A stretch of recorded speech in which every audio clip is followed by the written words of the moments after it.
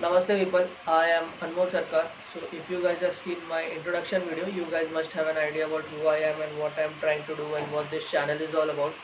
And if you have not seen that video, please go and watch that video. For Facebook, I'll share the link in the comment section, and for YouTube in the description below. And please don't forget to like and subscribe my YouTube channel as well as my Facebook page, so I can come up with more such videos for you guys. So in last video you must have seen that how I was talking about Oxford Yale connections in which drives the Dravidian separatist ideology. In today's video we will simply see how this academic discourse from the Western University has driven what we say the Indian politics in the post-independence era. Okay, so the first thing we must know is this new Dravidian identity was not simply a matter of ethnic pride. Okay, rather the same period that saw the publication of Dravidian etymological dictionary, which I have mentioned in the last video, gave rise to the separatist political movements. Okay, now Yale University of USA continued to play and nurture the career of a prominent Dravidianist politician known as C.N. Annadurai. Okay, his name is C.N. Annadurai, who became the Chief Minister of Tamil Nadu from 1967 to 1969. Now see how this Western institutions are actively influencing the current political scenario. So these guys are placing, or what we say, establishing their own people with their own certain ideologies in the political system of India. One such person was C.N. Annadurai, okay, who was the Chief Minister of Tamil Nadu from 1967 to 1969. Now the important part is we must know what ideology he carried. Okay, Annadurai, as the main ideologue and the mass leader of Dravidianism, Crawford Young explains that his vocational separatism was drawing together the anti-Brahmin Dravidian heritage and the Tamil cultural theories. He was staunchly anti-Brahmins, pro-Dravidianist, and what we say, and proud Tamilian. This was his ideology. Now in 1949, this guy, C.N. Annadurai, helped found a political party in India or in Tamil Nadu, which was known as the Dravida Munnetra Kazhagam, okay, or famously known as the DMK, which is the current ruling political party of Tamil Nadu. Now what if you ask what is Dravida Munnetra Kazhagam means?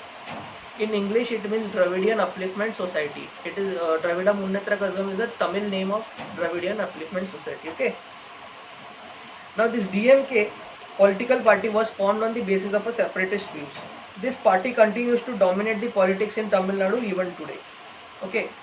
Now during the Mahatma Gandhi's independence struggle, this guy C.N. Annadurai, he quotes, look how dangerous this man is, and he quotes, he was the Chief Minister of Tamil Nadu. He quotes that India is a continent.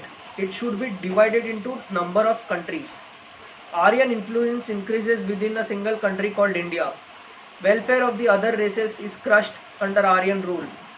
Uniting different races under single country leads to rebellions and troubles. In order to prevent such troubles and bloodshed in India, he is directly threatening the Indian people that if you don't divide India into many countries, there will be bloodshed in India. We should divide India into according to racial lines now. Okay, in order to prevent such troubles and bloodshed in India, we should divide India into racial lines. Now these were his words. The reason one race has not choked the another race in India so far is the British guns. That means he's telling British were protecting us. When the British leave, India will become a killing field. Okay. So there were forces in United States of America which used this Annadurai's separatist ideology during Cold War as a ploy to counteract Nehru, who was tilting towards the Soviets. Okay, so USA to counter Soviets and Nehru, who was tilting towards the Soviets, they simply used this Annadurai's divisive ideology to create division in India. Okay. So in the 1962 invasion of India, so the Chinese invasion of 1962, you know the famous Chinese War of 1962, a strong wave of Indian nationalism ran in the blood of Indians, and this led to constitutional amendment that made separatism illegal. That is when DMK dropped the secessionist part of the official ideology. In 1965, however, DMK launched a massive violent agitation against Hindi becoming the official language of India. If you know how these people are very staunch anti not Hindi, this movement became militant and exposed the world to see the possible fault lines. That means the world, it was very evident that how the Indians are fighting against each other. This was seen by the world. Okay. This was used by the CIA to counteract the Soviets. Okay. T.N. Session, the former election commissioner of India, attempted to expose the links of CIA. He said that there was clearly a foreign hand behind Dravidian agitation. Some Dravida leaders had been influenced with American money routed through Sri Lanka, and they became, if unsuspiciously, ready instruments of destabilization.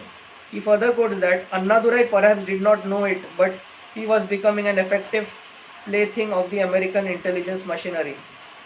This was published in the Session biography, which was published in 1994.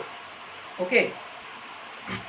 So Yale University's long-term involvement can be seen in Annadurai's invitation by the US State Department to participate in the prestigious Chubbs Fellow Scholarship at Yale in 1968, making him the first non-American to be honored. Okay, so this is how they were trying to influence active politics in India. Okay, so this was it for it today, guys. In next videos, we shall see how the server project and identity politics was played. Till then, enjoy this video and have a nice day.